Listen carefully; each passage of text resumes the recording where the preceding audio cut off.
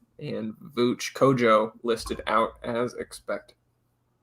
Yeah, that's going to be interesting. So, good ownership here from this one game. Yeah, certainly we can. I can probably take some shots on that one. Ownership from this. Phoenix, Toronto.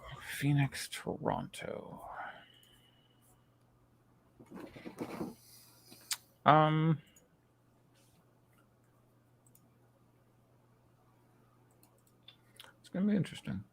Is it Birch? Let me think. Let's see. Birch is gonna have ownership. Crowder's gonna have ownership. Anunoby's gonna have ownership.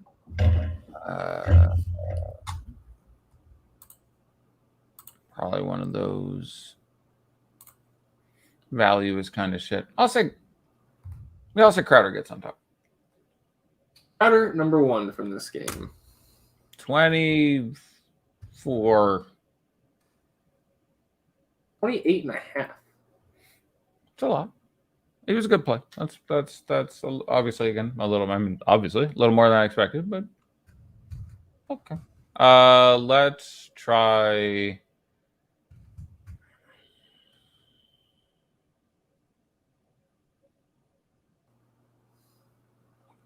There's too many centers. I can't be Birch yet. I'll try Fred. Fred, number 3 from this game. I'll try OG then. OG. It's going to be interesting to see OG versus Hart now. here in 28 minutes. Yeah, that would have been an interesting bet. Well, it depends where OG lands. I had them at like hard 30, OG 25, I think is where like I had hard nominally higher. But 26 and a half for OG there. I'll take that. Yeah, 15 and a half for Fred. Were they the next? It was, oh, right. You told me they were 2 and 3. And then either, I would think Pascal or Birch. I'll try Birch. Yeah, Birch 6th here. JRE doing his best to trip me up with his 0 at 12%. You go 8 and 11, Siakam 10, Birch 9.5. You guys just talking shit.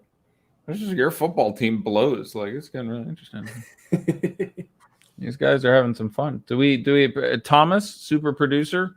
Do we have screen share abilities? I've got a share button here. Let's see what it does. Yeah, no, there's a share button. I don't want to.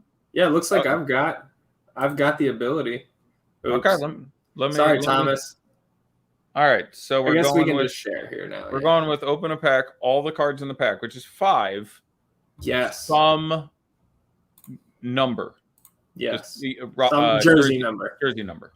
Okay, and to be clear, it'd be interesting to do.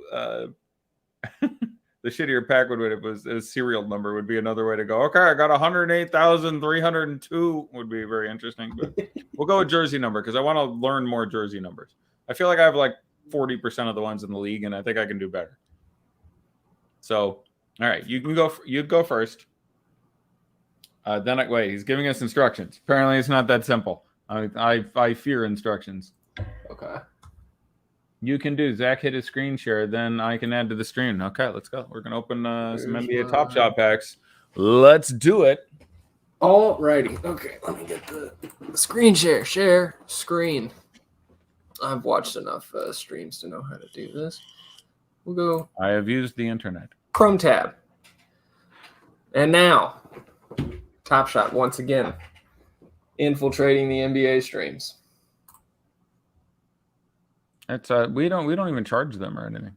Like we could charge them with our massive audience. I think we could charge them and they'd give us our one person on Twitter $5 right now for what's going on here. I showed you this one here, right?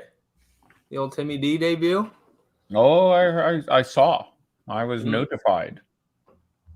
Flipped a couple of those ballers for that there. Nice. All right, let's go. I got the treasure trove here. Look at this shit. Yeah. Gotta hold some packs sometimes. That's a Cool Cats season 3 pack. Did I see? I didn't think there were. Yeah, release 3 there. Cool Cats. So that came with that and the Seeing Stars, and the base set release 15 came with 9 Lives Lounge. That was one of the initial benefits there, perks. You gotta help me decide when I should build that, because I do think I want to build the 9 Lives Lounge. Yeah, it costs like $5,000 or something like that. Mm-hmm.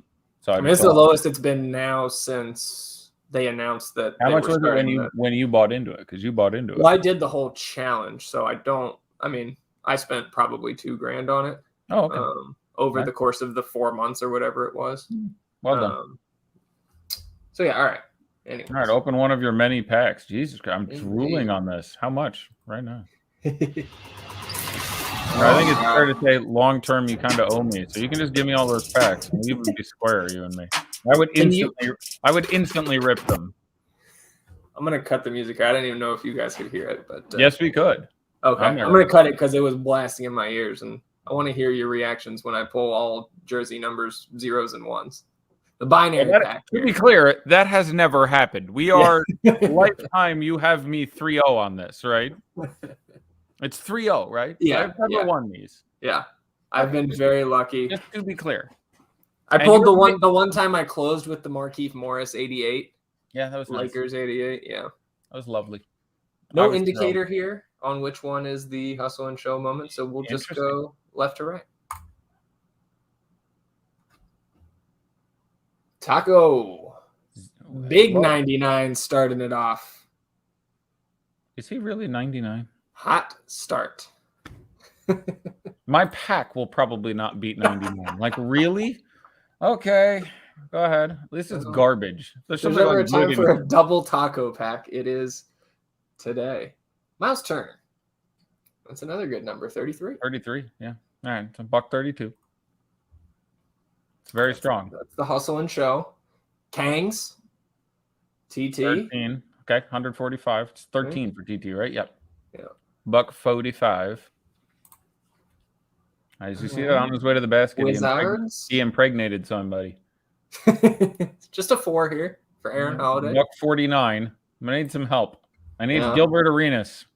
And the final. Right now, throwback Gilbert Arenas. Trez.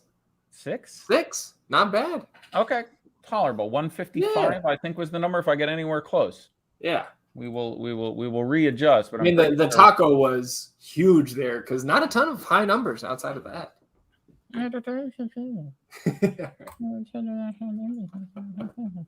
right. Okay, go down here. I hit share, and hopefully it'll tell me to share screen. It's gonna tell me which one it is. Gonna tell me which one. We will take this one. Josh saying he also hit a taco in his pack today. So Taco Tuesday. It's worth $2. Yeah. Can you see my screen? Because I cannot on the whatever. I cannot. Thomas, get on the ball. You had one job, mate. Well, you had 2 jobs. You had to share the screen and then you have to end the stream. But you have 2 jobs. Hey, there we go. Okay. There it is. Let's see. My collection far less impressive than yours. 7.7K collector score with nothing to sneeze at. Yours there would say like 2025 though, right? I think it's 21.9 right now. But I've got the team bonuses and set bonuses. Let me look at my packs. Yeah, I just opened. I rip like a madman. So here we go. Let's open a booster. I will also mute mine. Sure.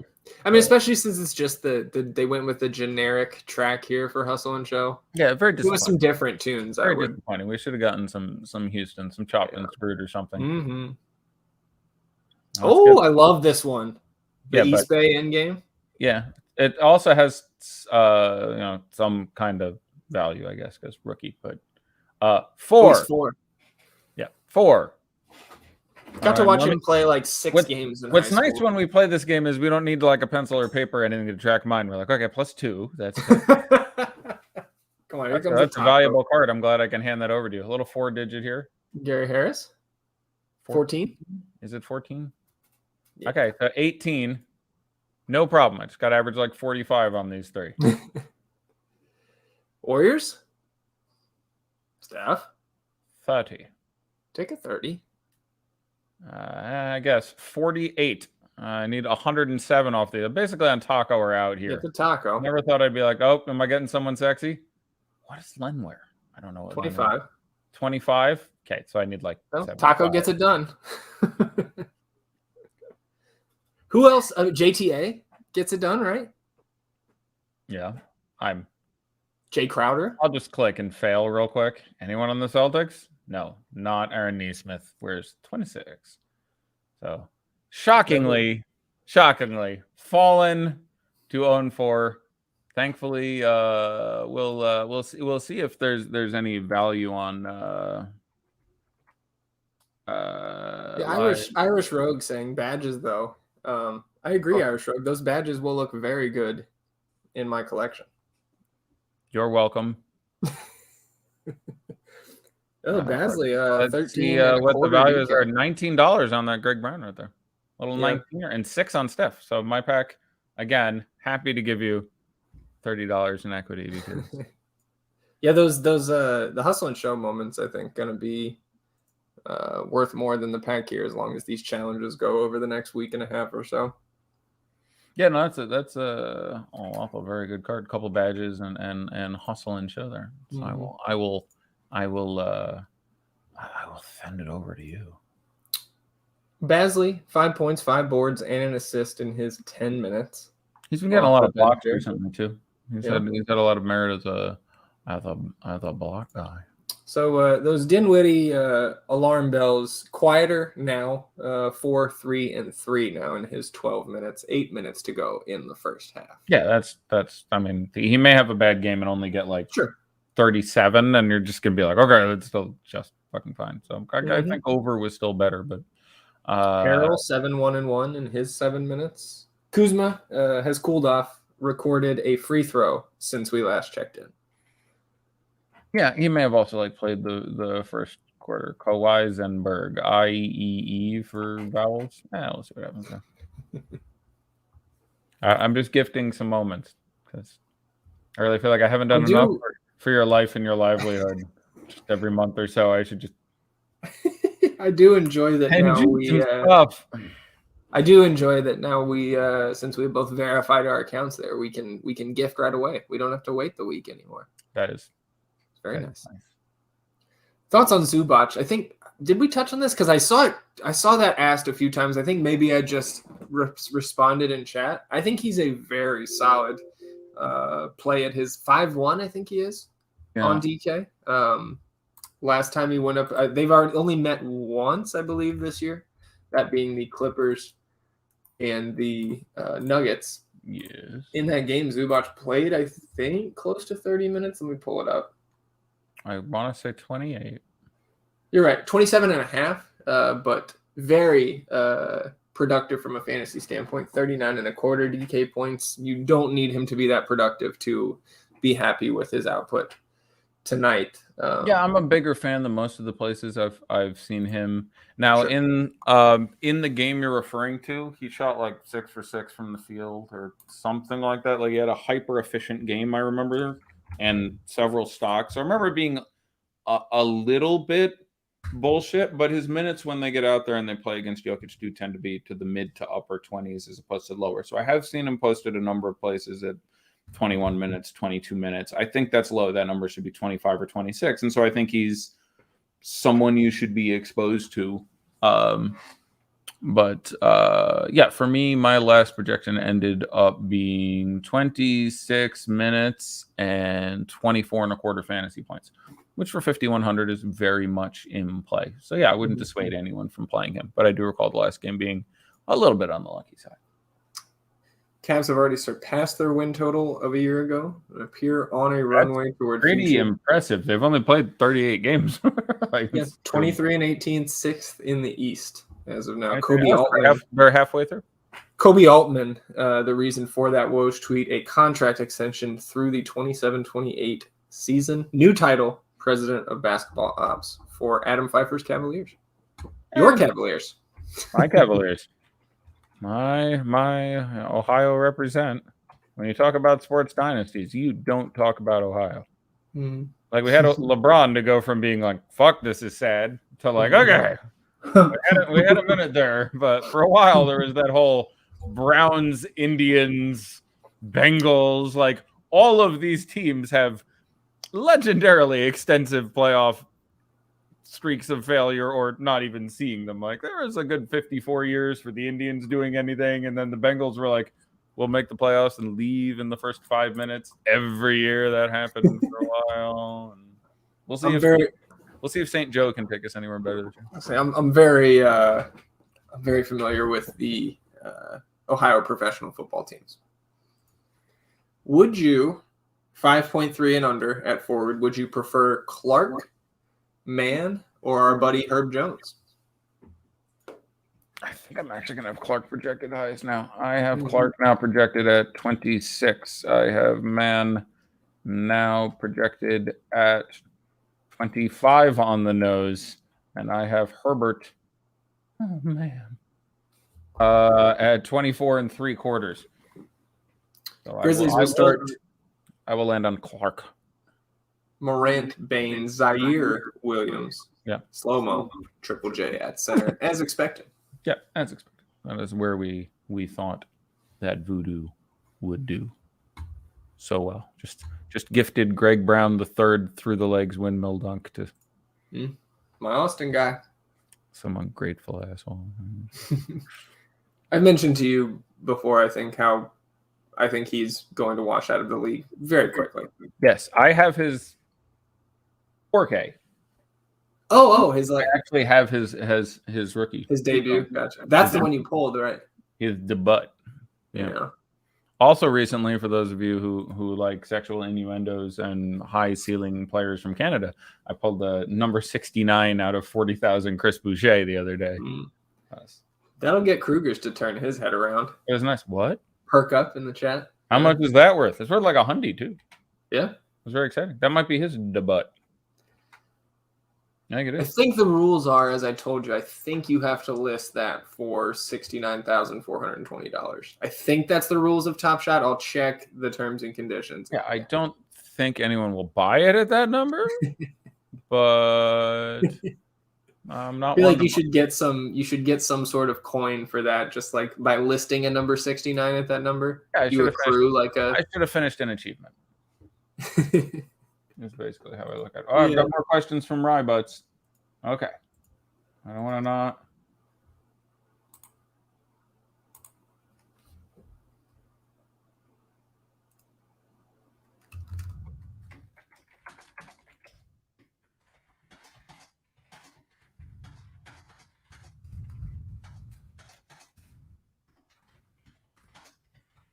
Rain says only buy it for $42,069.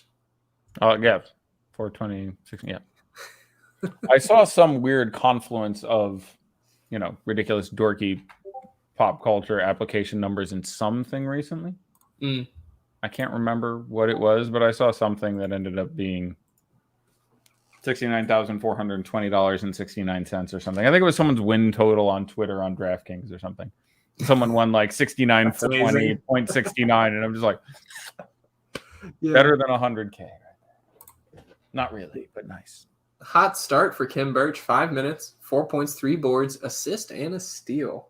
That boy good. He must be crazy. 16-12 Raptors here. 5.5 minutes in. Jay Crowder has hit his only 3-point attempt. Lost his 3-point bonus with a turnover. Devin Booker, 1 point, 2 assists, and a steal. OG, 5 quick points. You better stop, OG. 5.5 to go in the first half. Thunder still maintaining a slim 2-point lead over the Wizards. Down to 1 now. JRE not back in yet, so I'm feeling bad about that. But otherwise, Dort with 2 steals, 6-2 and 2 for Dort. Giddey with 6-5, 4 and 1. Like that. Had him in the placeholder, I think. They must be matching up Basley with Trez then, right? I would presume that, looking at this. I'd like to check that. Wonder how Trez is doing. 7 minutes for 7-1 and 1. Not bad. Yeah, center is a mess there.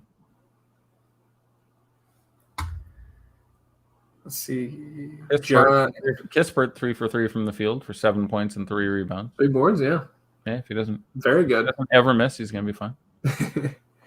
Jay Craig asking Ja and Bane. So stacking up the Grizzlies there, or Steph and Melton? I'm going to take the second side there. I would probably take the second side there rather than double up. One-oving those guys, I think, is fine. I probably don't want them both. Kimbo, Birch looking like clearly a hot start for him. But we can't say he was the play over JTA before that game has even started. Yeah, we have no information. Like, Birch is doing well. The play over JRE is right now. That feels like a more reasonable play. Like JRE with actually a flat 0. There's 5 minutes in the first half. If JRE comes through the first half with 0 and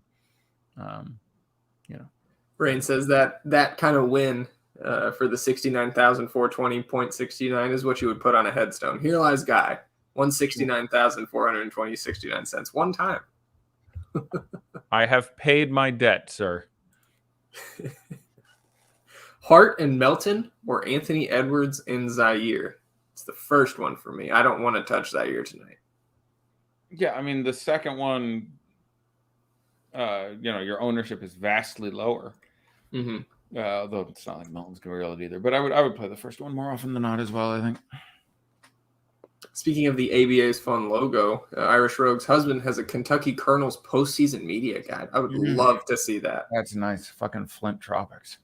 Wife of the owner built it, and it's the nicest thing I've ever seen. I would love to see that. If you could snap some pictures of that and put it in the collectibles chat too or something like that. I would love to take a look at that. Yeah, that's very cool. I would like to see that Irish Rogue. Admitted woman. Ninja woman, right? Shadow woman? Ninja Confirmed. Woman? No, she was not. No, I know she was. At least not to me. No, she was at first, though. Was she at first? Okay, she was. For me, she was. Well, that's just you being ignorant. That's not her doing anything. I'm saying with the shadow women were the women who were intentionally misrepresenting their gender. Deceitful. Mischievous and deceitful. Chicanerous and deplorable. What is that from? That's the A.A. Ron, the substitute teacher. Okay. Yeah. Tyreek chiming in here, taking a break from his Photoshop skills and asking slow-mo, Aaron Gordon, or Terrence? Man, it's slow-mo for me. Yeah, at this point it'd be slow-mo man Gordon for me. Irish Rogue saying, I never said I wasn't a lady. You're absolutely correct. I never asked. I assumed. You don't walk up to everyone in chat and go, could you describe your genitals for me in just a very basic sense? Innie or outie? That's all I'm looking for. That's all. Ignorance is what I bring to the table here. Part of my, hazing at SuperDraft.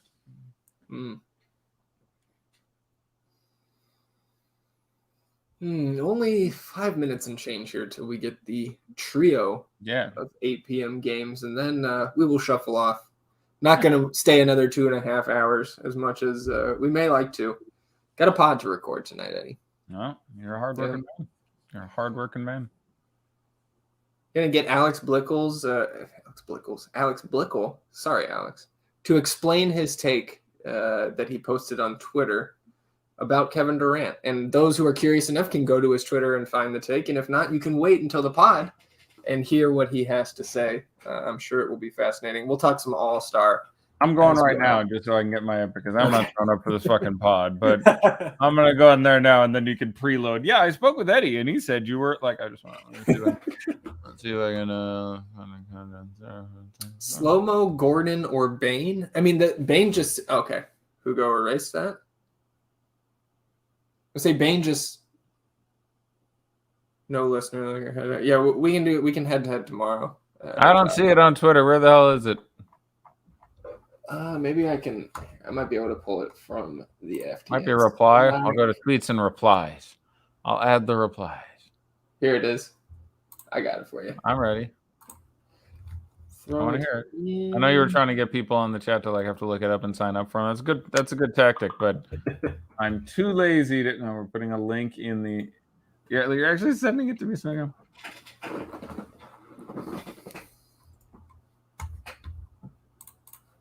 This is a response. James power rankings in the Bucks versus Nets game. Okay, so it was in a limited context. Sure. But then Alex just out of nowhere. Yeah, that's a hard take. Mm-hmm. So we'll find out more tonight. I mean,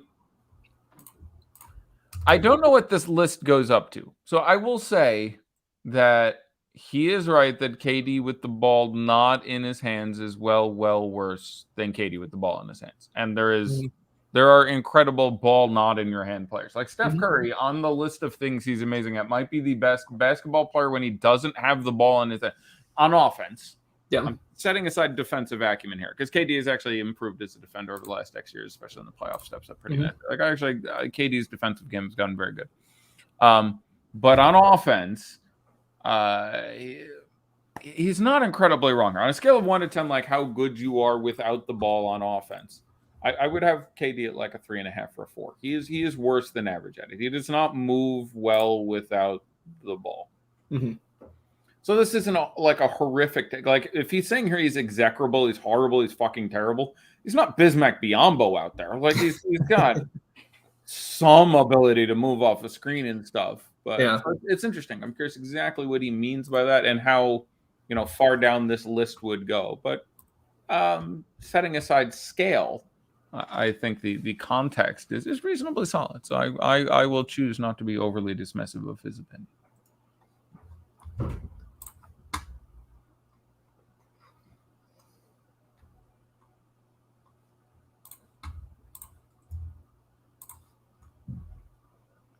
JRE back in, has played 3 more minutes. He now has a point. Just if you're worried about Ja and Bane or Curry and Melton, I guess Jay Craig's not watching. We already did this, so type him in there. We'll both defer to the second one. Getting more pictures of Kyle Kuzma in tonight's outfit. Tommy saying Van Vliet and Spicy P giving it to the Suns early in the first quarter.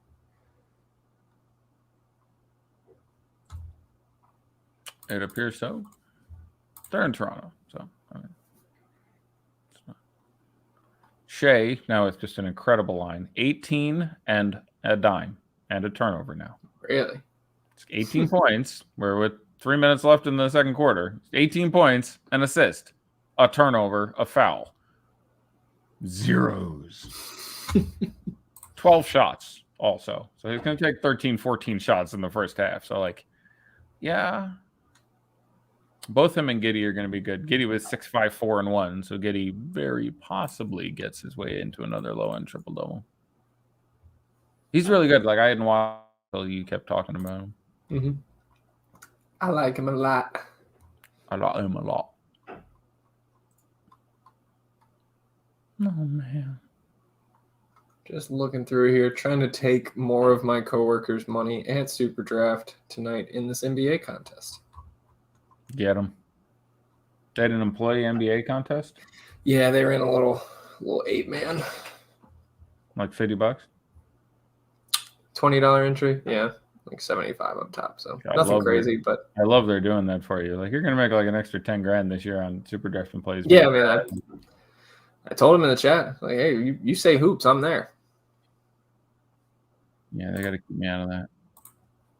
I am there. That's the plan the whole time. Oh boy. Under a minute here till we get the largest ownership dump of the night. Nothing new. No news appears to be breaking that we could fix. I'm absolutely mystified at this JRE game. I'm going to have to go back and watch. He's on the board. He's got a point. No, I saw it. I was very excited. He made one of his 2 free throws, so nice. Oh, man.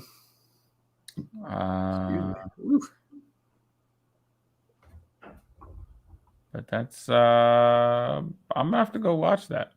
All right, the offense isn't flowing through him. That was always going to be a thing. Maybe he went to. He's out again too. Actually, they took him back out. He is not closing. They're closing small. Well, actually, I'm sorry. They have Moose in there. All right, let's see if this ownership is populated yet. Yeah, Muscala, 7 minutes, 2 points and 2 rebounds. Not terribly exciting. Oh, yeah. Pretty small there. We are here with the ownership. I'm a little bit fussed, so I'll just take a couple shots on a couple guys rather than. So first, Josh Hart, 30. Josh Hart, 36. Yeah, okay. Second highest. I felt pretty good about that take. I don't remember if Kyle disagreed with me or who it was, but someone was like, no, I think OG I think OG was more, and I didn't have that read. So I'm looking at, there's a picture of the Colonel's media guide signed in the collectibles channel. Oh. 1975 ABA champs. Nice. Got who's that Hall of Famer that signed there? One wonders. 23. Now I got to go look up the Colonel's roster from 1975. I was about to say the 1975 Colonel's roster. God, I wasn't even born yet. That's how old that shit is. I guess go ahead and I mean, there shouldn't be anyone much owned other than it's we get hard. I'm curious how low we got Valanciunas. If he's 8 or 12. I'm curious if JTA got over 25. Yeah, there's not a ton here. Brandon Ingram, 24. Desmond Bane, 20. Juan T right there at 20 with Bane. Then you're jumping down to Trey Lyles at 14. J Val, 12 and a half. John Morant close behind at 12. Trio of players at 11. Ant Edwards, Slow-Mo, and Triple J. Lonzo 10%, D'Angelo Russell 10%, group of 9%, Jared Vanderbilt double J airplane mode, Derek Jones Jr., Pat Bev 8% alongside Josh Jackson, Herbie Jones, Iguodala at 7, DeMar, Cat, Saban Lee 6, Steph at 5, not bad. Give me Iguodala. Let's see some other notables. Cade at 4 is nice. Nice. 4% of people got on the 20-minute Klay Thompson train. Crazier things have happened. Yeah, not insane, but again, yeah, it's not going to math out particularly brilliantly. No other big notables here. Killian Hayes 1.7, not bad on a pretty value-stricken slate here, or value-deprived, I guess I should say. Agree. People got off Nickeil Alexander-Walker because of the Jose Alvarado situation. Sato is back tonight for them as well. I wonder if Barton's going to play. I think that's the other thing. I think he does. I think he does too. Like, obviously, moving forward, like, I assume he had an incorrect negative. I don't fucking know, but otherwise you don't go in the protocols for 36 hours. So, if he's out, Austin Rivers probably is. We already had our Austin Rivers game for a while, so I wouldn't be massively over it. But at like 4,100, you can get there. Monty Morris gets 2 or 3 extra minutes. Facundo, your boy. Facu. You're gonna bring back the Facu or fuck you segment that me and Joe and Stefano were doing last year. All right.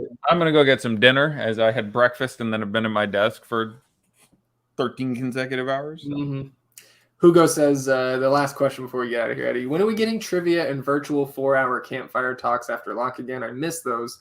He says he's been saving up a ton of hypotheticals to post too. I said, got to do that soon. Maybe a Sunday after the Super Bowl. We can get everybody kind of focused. We got to talk with our bettors at SuperDraft and FTN. I'm going to be doing more shows than I had been. So for some of you, I'm sorry. For hopefully more than that, hey, if we think more of me, congratulations. But we'll work in some more shenanigans, some more bullshit. I think I think it's a good fan. I love me some good trivia. But yeah, we should be able to pull some prizes out and do some fun stuff there. So. Hugo saying might be his lucky night because he just hit 100 super coin on the SuperDraft daily. Nailed the wheel. This is this people are gonna call cry foul, call collusion. I don't know what. I hit 250 super coin today, so that wheel's paying out today. I don't know what's going on. Broke 1 million guitars, never drew a dime. Yeah. Need a nice long NBA after dark. All right, Eddie, I'll quit reading the chat aloud and let you get out of here and get some sustenance. I'm wasted. I'm packing it in at only 2 hours. I'm lazy. I mustache trivia is what Anthony wants. I appreciate everybody. Oh, wasn't the mustache trivia great? People don't remember the value. Mustache trivia was outstanding.